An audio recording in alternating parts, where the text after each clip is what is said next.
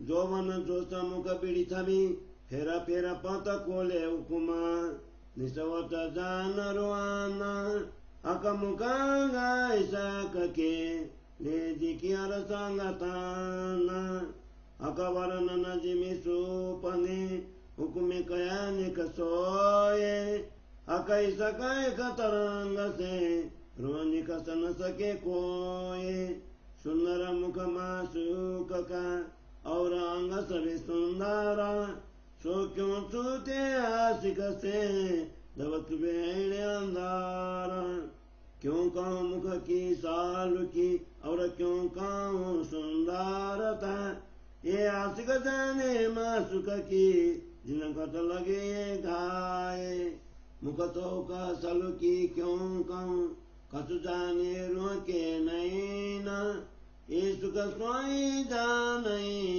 जहाँ सुख करे समी सैना सुख पाई जे ग्यारावती मुखलांक लाला दूरा दंत जुआ बितताम बोला मुख बोलत मीठी मधुरा मुख मूड़े अधुरा बोलता बानी प्रेम रसाला आशिक कौन सभी चुमरई जानो एड़े निज दिन बाला सौर की दया का अंग रंग कई तरंग लाल उजाला देत गौर सुख सालु की सुबह क्यों कहो बिना मिसाला अकमुखते बोले वचन स्वरमीता निकसाता सुनता रसरों को दिल उपजता कला जाता अकस्वर कैसा वो ऐसी और कैसे होसी मुखबाना सुख पाते क्यों कौन रसना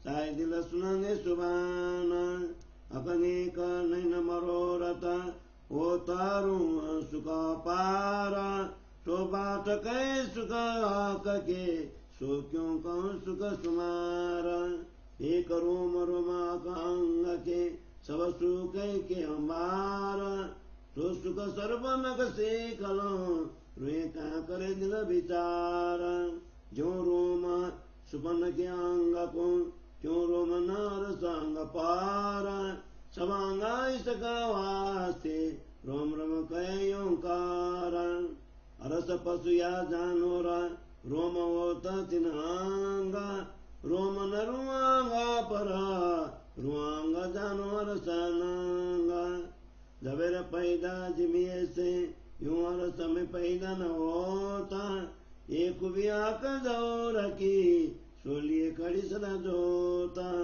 यहाँ को नंग निमुना न दीजिए अरस रोए वायदाता इन्हें मिसाल न कोई लागई जहाँ की आका दिजात निसवाता जो देऊ निमुना रस का टोरवा लगत न कोई बात रुयांगा दिए का अलियांगा का जाता तिरता ने कत मुसाकत तो मारदार तो मुतलाका जो कदी सन्मुख हुए यो रुआसो तो क्यों जीवे रुआसी का आशिका तके सवांगो देख देख रूप सलूका एक नेकांग के सुख में रो जाता तुक तुका सवांग देखे रस भरे प्रेम की सुख पुराण रुई सोई धन जो देखई ये पिवत रस मोमान गौर गाल मुख उजल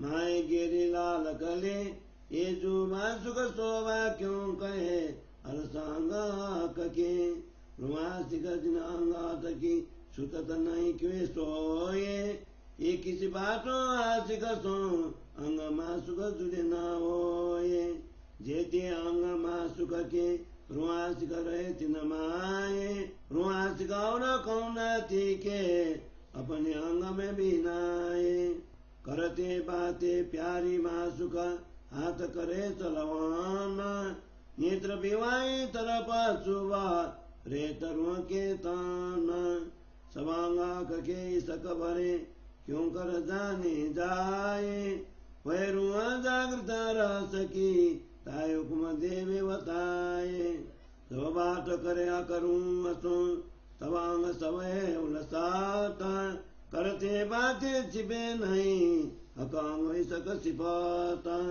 नेत्र कय और नासिका, हाथ कय और मुंह का, और अंग सवे आई मेरा, कहते बात दे सब सुखा।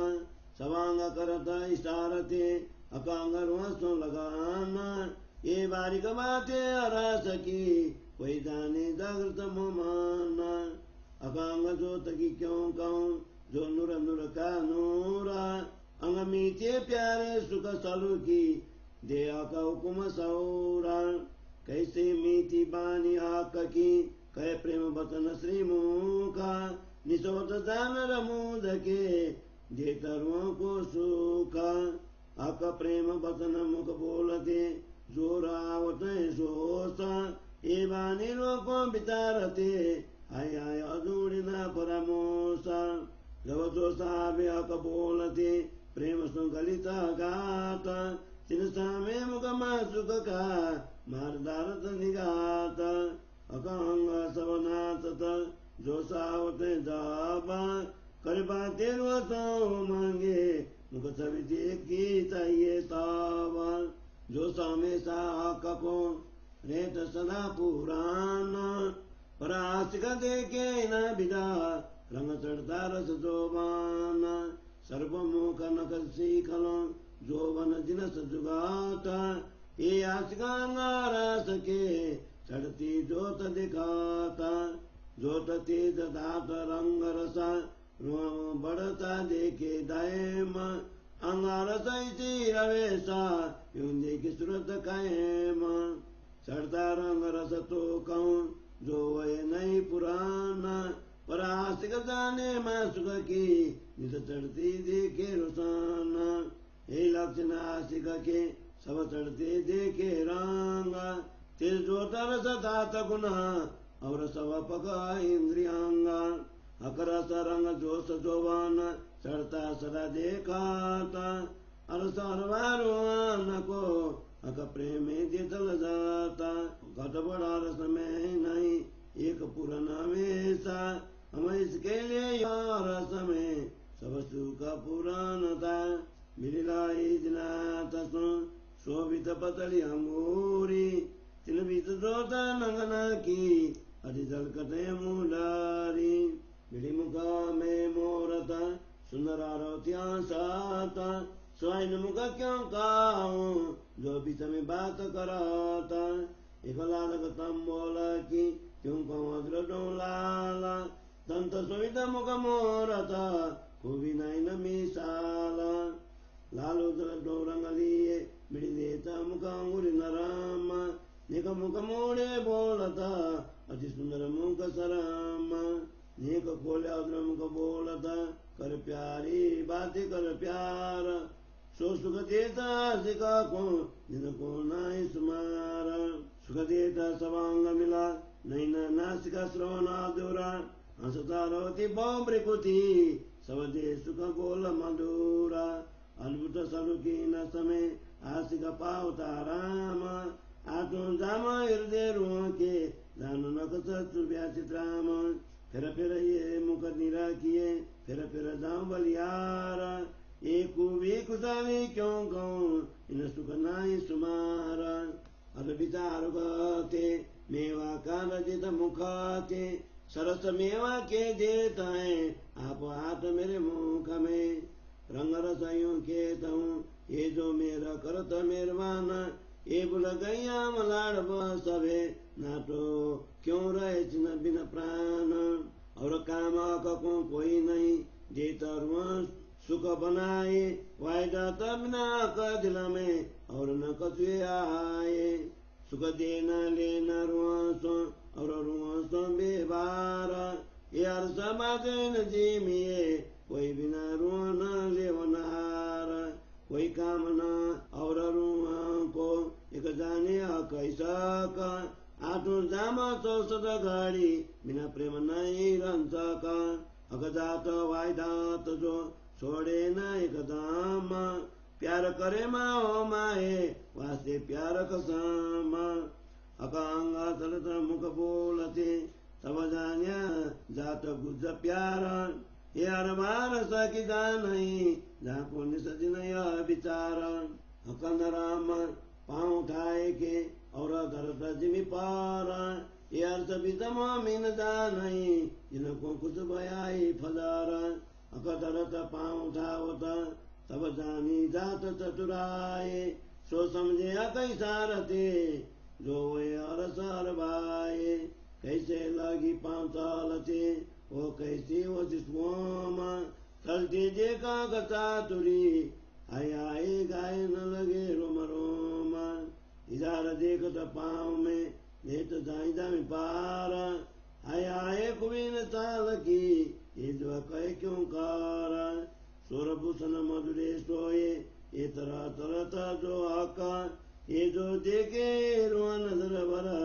तो चाल मार दार टमतला का नकामुती अंगुरियां चलती अति शोभिता चाल पितार त्यार सकी आय आय अरबा क्यों न उड़ाता अरसा दिल मोमी न कया ठौर कई को साद अगा दिलवे माए बसे असल रसक जो आदा जेता मटा अका सोसव रस में देख सोसव मोमिन दिल में पाइये सब विवेक अका दिलवे खेले उठे बैठे दौड़े करे चाला ये जो जाने अरबा सकी जो रेटा में नाला ये तो एक आका हुकुमा सो तू देख श्री मामता और कारवान को जो तेरे तनवाई दाता जो तेरे तनवाई दाता चौपाई 65 प्रकरण 19 चौपाई 1064।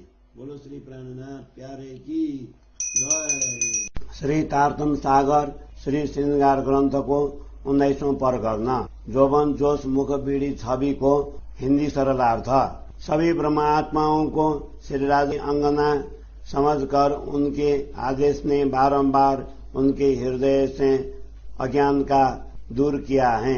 इसलिए अब जागृत होकर परात्मा के द्वारा श्री राजा जी के मुखारविंद की शोभा का प्रेम पूर्वक दर्शन करें। श्री राजा जी के आदेश ने ही इस स्वप्नबद्ध जगत में उनके स्वरूप का संक्षिप्त वर्णन किया है। वस्तुतः श्री राजा जी के प्रेम की एक तरंग मात्र से भी ब्रह्मात्माएं बाहर नहीं निकल सकती हैं। प्रियतम धनी का मुखारविंद तथा अन्य सभी अंग प्रत्यंग अत्यंत सुंदर हैं। जब ये सभी अंग अनुरागिनी आत्मा के हृदय में अंकित हो गए हैं तो वे उनके हृदय से कैसे छूट सकेंगे। श्री राजा जी के मुखारविंद की शोभा तथा सुंदरता का वर्णन कैसे करें। जिसका हृदय उनके प्रेम में कायल हो गया हो, ऐसे अनुरागिनी आत्मा ही अपने प्रियतम की शोभा को जान सकती हैं। श्री राजा जी के तेजोमय मुख मंडल की शोभा का वर्णन कैसे करें। आत्मा दृष्टि से ही इसका थोड़ा सा अनुभव किया जा सकता है। इसकी सुखद अनुभूति वही आत्मा प्राप्त कर सकती है जिसको श्री राजा जी अपने नयनों से संकेत करते हैं। श्री राजा जी का चिबुक मुखारविंद लालिमा युक्त अधरस्थ एवं चिबुक के मध्य की गहराई दंतावली तथा जीवा के मध्य में स्थापित तांबुल एवं उनकी मधुर वाणी के द्वारा अत्यंत आनंद का अनुभव होता है। श्री राजा जी अपने मुकुलित मुख से मंद मुस्कान के साथ प्रेम रस पूर्ण वाणी बोलते हैं। उनकी छवि अनुरागिनी आत्मा के हृदय में इस प्रकार अंकित होती है मानो शलाका के समान रात दिन चुभ रही हो। श्री राजा जी के दिव्य तेजोमय अंगों के गौर वर्ण के संबंध में यदि विवेक पूर्वक विचार करेंगे तो उनके लालिमा युक्त गौर वर्ण से उज्जवल तरंगे उठती हुई दिखाई देती हैं। सुंदर शोभा युक्त उनके गौर वर्ण की शोभा के लिए कौन सा उदाहरण दिया जाए। श्री राजा जी अपने मुखारविंद से मधुर वचन बोलते हैं तो उनकी वाणी अत्यंत मधुर होती है। उसे सुनकर ब्रह्मात्माओं के हृदय में अलौकिक आनंद की अनुभूति होती है। श्री राजा जी का स्वर कैसा होगा, उनकी वाणी कैसी होंगी तथा उनकी रसमयी रसना से विनिश्रित आनंद से ओतप्रोत वचनों को किस उपमा से अलंकृत किया जाए। यह हृदय सदैव अपने प्रियतम की वाणी सुनाने के लिए लालायित रहता है। श्री राजा जी अपने नयनों की चितवन को जरा सी तिरछी करते हैं तो ब्रह्मात्माओं को इससे अपार आनंद का अनुभव होता है। जब वे नयनों के संकेत के द्वारा कुछ कहते हैं तब उससे प्राप्त सुखों का वर्णन कैसे करें। श्री राजा जी के अंगों के रोम रोम सुखों का भी भंडार है तो ब्रह्मात्माएं उनके नख से लेकर शिखा तक के संपूर्ण शरीर के अनंत सुखों का चिंतन अपने हृदय से कैसे कर सकती हैं। जैसे स्वप्न के शरीर पर रोम हुआ करते हैं उस प्रकार परम धाम के स्वरूपों के अंग पर रोम नहीं होते हैं।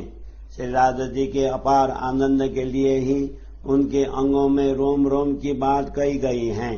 परम धाम के पशु अथवा पंछियों के अंग पर ही रोम होते हैं किंतु ब्रह्मात्माओं के अंग पर रोम नहीं होते हैं। इन ब्रह्मात्माओं के अंगों को परम धाम के रत्न की भांति समझना चाहिए। जैसे इस नश्वर जगत के रत्न भूमि से उत्पन्न होते हैं किंतु परम धाम के रत्न इस प्रकार पैदा नहीं होते हैं। यह तो श्री राजा जी के दिव्य प्रकाश की विशेषता है जो सदा सर्वदा चमकता ही रहता है।